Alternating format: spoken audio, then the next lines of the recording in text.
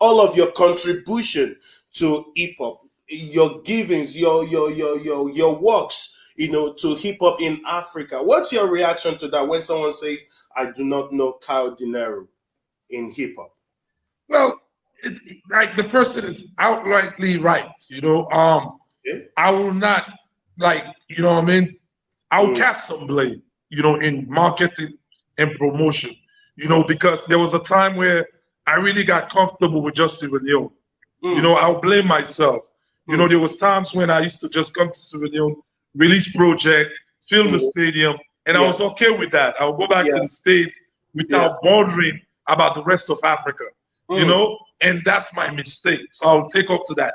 If I had started 5-6 years ago, like with a marketing plan, trying to venture around Africa, the result would have been, it would have not been the same, Like the person that's saying they never know about Kao Denero, they would have heard about me.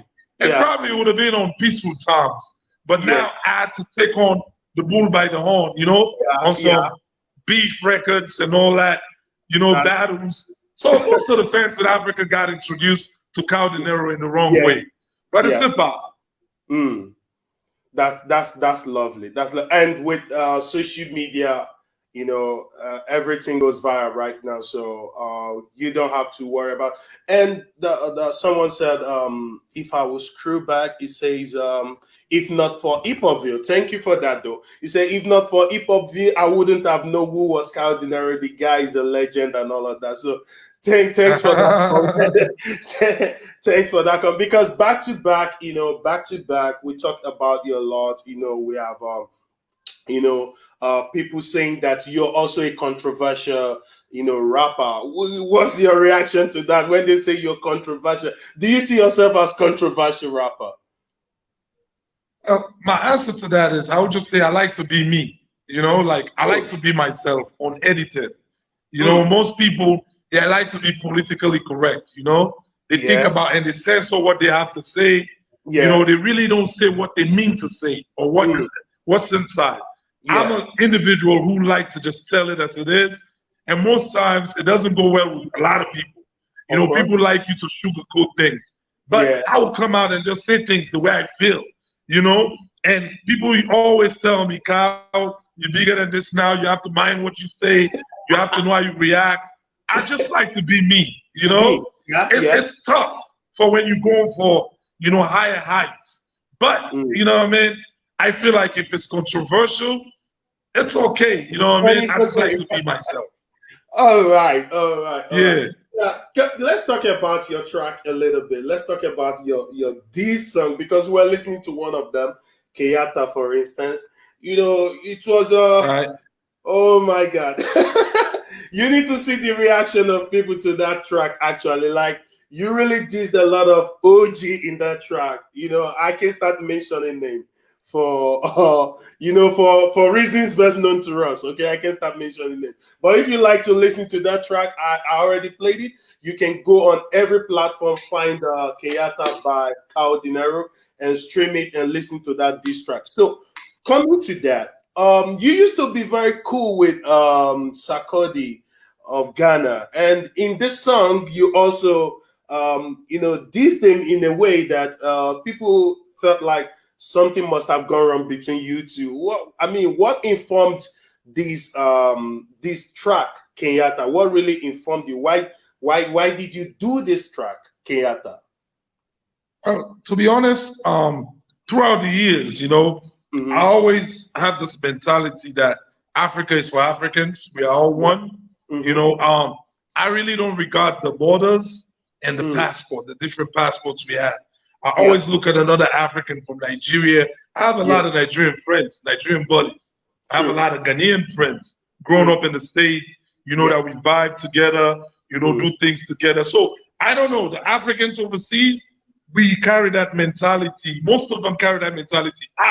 He's my African brother. So we buy more. Yes. But the ones on the soil, I was disappointed after my interaction with Sarkodie. I went to Ghana. I know his fans gonna be like, "Why this guy gotta say Sarkodie to him every time?" You say it the way it is. You actually say it the way it is. Yeah. I was asked. Okay, I have to answer the question. So basically, I went to Accra. I met Kill Beats, and we worked on a song. Kill Beats actually proposed. I was trying to feature Shatta Wale. That's my guy. I like Shatta Wale. We have the same birthday, you know, October 17th. Wow. So we the same kind of people. Libra. Shout out to him, you know, too. don't hold back. We say it as it is. So I was trying to rap with Shatta Wale because I realized that he got the same fan base in Ghana like I got in Sierra Leone. So I spoke with Shatta Wale. We spoke briefly. We was gonna do something, but Kill Beat told me, no, Sarkodie is my guy. We have great relationship. I'm the producer of the song. Work with Sak. So I'm like, cool. I waited for like a week or so. I recorded my verse on that song unprepared. I was in the studio. I don't know if they was trying to test me. They're like, here's the beat. Let's see what you can come up with. I came up with the hook. I came up with my verses right there on the spot. You know? And it took Sarkodie like 2 weeks to come back and be like, he was in Kumasi. So we did the song, you know, it's all love. And we had plans to shoot the video. You know, I had plans to bring them in the States or we can shoot it in Ghana, you know, because I wanted to do something in Africa as well. Next thing I knew, I was in touch with his management and it was like, oh, they're busy right now. They're about to work with Ace Hood, you know, things like that. So I felt like they was trying to sun me, like, you know, they was trying to like sun me. And in my head, I might not be known in Ghana, right? I might not be known in Nigeria. But where I'm from, I'm a legend in my country. You're a legend, you're my fans. I'm a big deal in my country. So I'm looking at it like, what is going on? So he did the song with Ace Hood, and Ace Hood kind of played him. You know, whatever happened, the drama between them. I looked at that situation as karma. You know, you're trying to downplay your fellow African for an African American, and he's trying to play you. So that's that. I moved on from that. You know what I mean? And I felt like, you know, Sarkodie is a dope rapper when it comes to Twee. You know, he deserves the accolades he's in, you know, but I don't feel like they should specifically tell us that he's the best in Africa. You know, because that argument has to be proven because we don't understand the lyrical content of what he's bringing to the table. Speaking about best or not being best, I think we had some other OGs on this platform and we tried to settle this cause about being best in Africa and not best. I would think that we can throw away being best because we are all best at our own level, depending on the parameters you're using to measure whoever strength, your strength, and whoever is being compared to and all of that. You know, we can say everybody is best, but to bring that into an argument, I don't think it's necessary or is helping the hip hop culture to begin to give accolades of this is the best rapper in Africa. We don't need that now. We don't need that now. We're all legends and goats, you know, at our own words, you know. So still talking about the diss track, actually, do you see yourself collaborating anytime soon with any of this person you dissed on the track? Do you think that you've moved past that stage already and you're ready to, you know, run with what is ahead of you? Well, when I was doing those diss records, it was strictly coming from a place of hip hop music where it's accepted, the battles is accepted, you know. Some fans might not understand it, but in hip hop it's allowed, it's accepted. If you claim to be dope in hip hop, somebody's gonna challenge you, you know. But I understand in Africa it's more about numbers. Oh, look at my YouTube, look at my followers. This guy is not on my level. But I'll tell you this: half of my fans are not on the internet. The fans that usually pack the stadium for me, 45,000, they don't have internet access. Most of them are in different towns in Sierra Leone. They don't even use the internet like that. So the number game is not my strength. You know, my strength is with the people physically. You know, when I go to the stadium, I do a show, 40,000, they will come. So the diss records was really based on hip hop. It's nothing passionate. I'm more than welcome and willing to work with anyone in the game. You know what I mean? Like, it's nothing. It's not a big deal. That settles it. That settles it. You know, talking about your engagement with the people, I was going to ask you, you know, we follow your trend and we see how that you have a very supportive and loyal fan base. Kudos to you on that. And we're going to ask you how you were able to manage and build this fan base. I mean, because, coming 20 years ago and now, you're still in the game doing this, and these guys are loyal to you. They support you. They regard themselves the Kao Denero team, whatever name they call it. So they're very supportive. How did you build this relationship? How did you manage it even to this point? Series of things, one is being consistent with the music. Because at the end of the day, if you don't put out hot content, your fans will love you all they want, but there's no bragging rights to it, They don't have nothing to grab onto. But I always make sure it doesn't go 2-3 months without dropping something hot for them. Like right now, when Leon Stars qualified for Cameroon, we going to the Nations Cup next year. I took advantage of the situation. Right after the game, I went to the studio, I did a victory song. That's the hardest record on the streets of Freetown right now. Yeah. BRB Force. So I've had moments like that, with the fans. And that keeps them going. It keeps them around. And I believe, basically, it's more me just being approachable. Most of these fans, they feel like we're family. They can really have my number. They can reach out. I'm not in all their WhatsApp groups, but I'm very hands-on. Like I have a brother right now in my living room. He just came to say hi. He's a fan. But he became my guy, Augustine. He's right here. He's just a fan, Shout out to you. Shout out to you. So you see, that's how I really kick it with them, I'm just hands-on with them, so they feel like, they're part of the story. They're part of everything I got going on, and that's the secret to it. Most of these guys will drop one song, and now they're Michael Jackson. They don't even want to kick it with the fans. They're superstar status, and you lose touch. I'm a hip-hop artist, so I have to be in touch with the roots, with the streets, with everything that's going on. And that's the secret to all of this. Very key, very key. Now, to our audience, I need to say this really quick. So you heard it from the OG's mouth. Consistency is key. You have to be consistent in your craft. You have to drop it back to back for your fan base to be supportive and loyal. And 2, you have to stay in touch. You have to keep communicating with them. Let your doors be open. Let everyone have access to you, okay? So you have to keep that in mind so that your fan base can, stay loyal with you and be supportive as well. Thank you so much, OG, for this point. It's really welcome.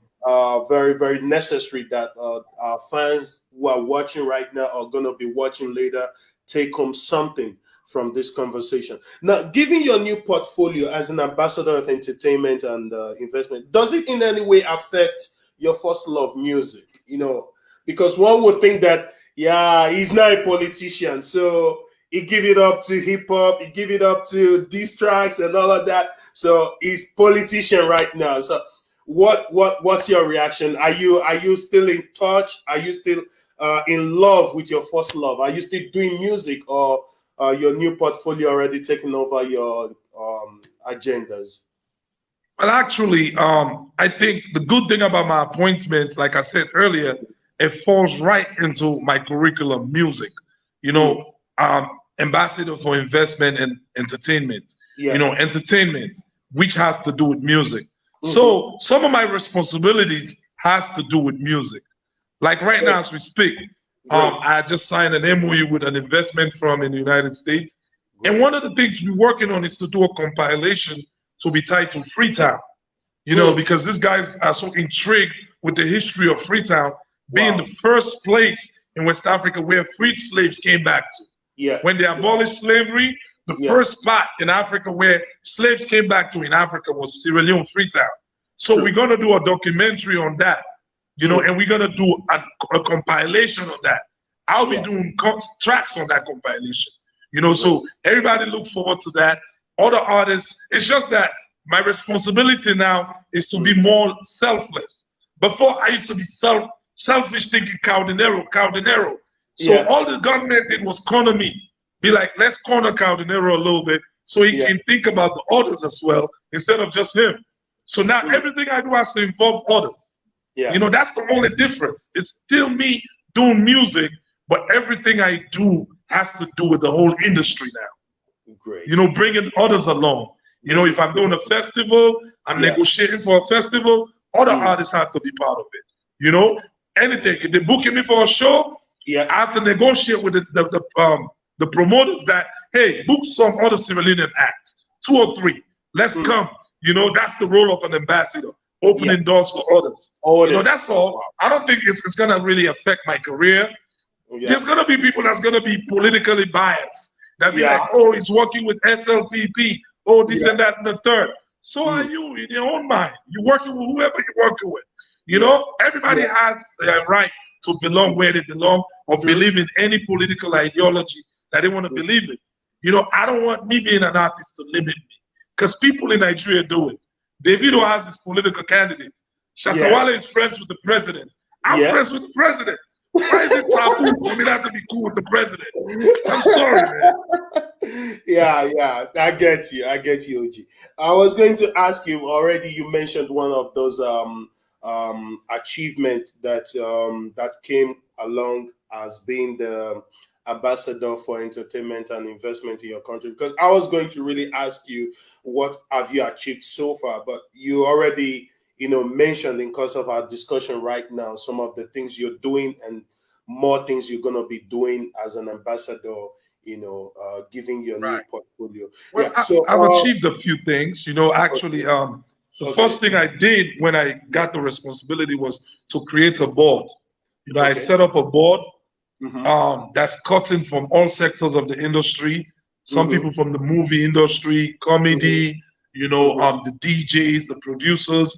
So we have a board where we can have everybody's input from their own sectors, you know, because I can't do it all. I have to have people that assist. So first thing first, we're trying to do a policy, an industry policy, because in Sierra Leone, anybody can just get up today and put a song on the YouTube or pay a DJ and the song will be on the radio and he will be nominated on the next award. Now it's a competition to Kao Denero or any artist, you know. But there's got to be checks and balances. In Nigeria, I know you guys have industry nights. That's the reason for that. Underground artists got to start somewhere and know that they're still on the ground before you can get to that level. But here, no checks and balances. Everybody's a star. Everybody think they know it all. So we have to put policies in place. We want to create this policy where we're going to protect our artists. Meaning, you cannot pay a civilian act $300 and pay a foreign act $75,000 to perform in Sierra Leone. It's very unfair. You know? I get you. And you have cell phone companies in Sierra Leone that don't choose no civilian act to be their brand ambassador. You know? So little things like this. And we have events in Sierra Leone that clashes all the time. I'll be doing a show. Somebody else will just get up and be like, I'm doing a show too on the same day. We cannot have things like that going on. You know, we only 7 million, bro. You know, we cannot be sharing the crowd. You know what I mean? So we putting policies in place to prevent things like that. You know, I signed the MOU with the Americans. They come in and they are very, very willing. Matter of fact, I'm picking the head of the MOU, the group that I signed the MOU with tonight. They're flying into Sierra Leone, you know, to see the president this week. So a lot of things are moving. In September, we're having a festival in Washington, D.C. You know, a Sierra Leone festival where I'll be able to bring like 15 Sierra Leone acts to the U.S. to perform with some top-notch American artists. That's in progress, you know? That's a lot. I'm working on the selection process, selecting the artists that are more internationally driven, that can perform with a live band, that can really hold their own on the international landscape. You know, so I'm working on that. So much plans, you know, and I've already started getting good feedback. We're trying to get an official space where we'll have a national studio, video production room. You know, in that space, we can have a conference room where we can hold workshops. And the government is committed, you know. If I had never took this responsibility, how can we get this leeway? we'll just be sitting there grumbling all day, nothing getting done. But now I took it up on myself, and things are going to get done.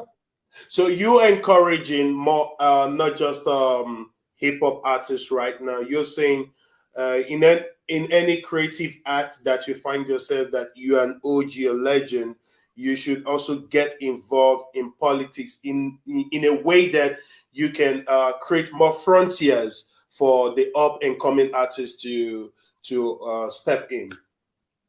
Definitely, my brother. I don't believe in just sitting on the sideline and grumbling. You know what I mean? Like, if you can't beat them, join them. This thing is not going to change. It's been here before we were born. Word, you know what I mean? Word. Yeah. If you the only way them, you have to join them.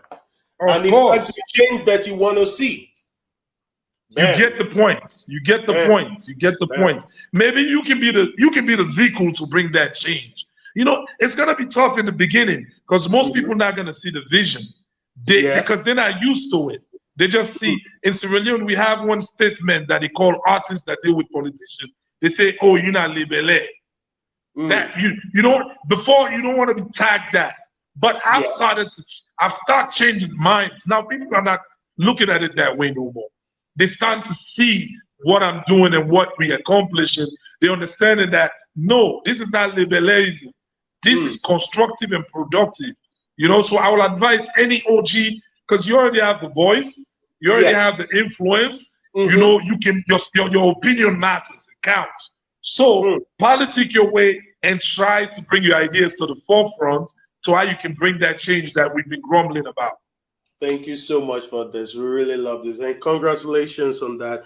You know, you already, in a way, answered most of the questions I was going to ask you, because I was really looking at asking you what you have in pipeline for up and coming artists in your country, for instance.